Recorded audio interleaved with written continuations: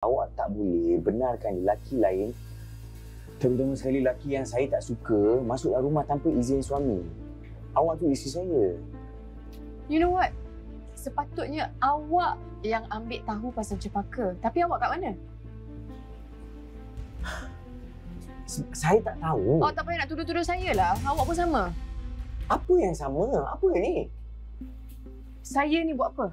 Saya tak buat apa-apa pun. Tapi awak tu. Apa yang awak cakap ni? Awak ingat saya tak tahu awak dengan Aira? Awak dengan Aira kan? Masa saya call awak, Aira yang jawab. Berani dia jawab phone awak Lepas tu saya cakap kat dia, tak payah sibuk. Suruh Hood call saya balik. Ada awak call saya balik. Saya tak tahu awak call. Aira tak bagi tahu. Saya tak tahu. Okay. Buah hati awak tak bagi tahu. Ya Allah, buah hati apa ni?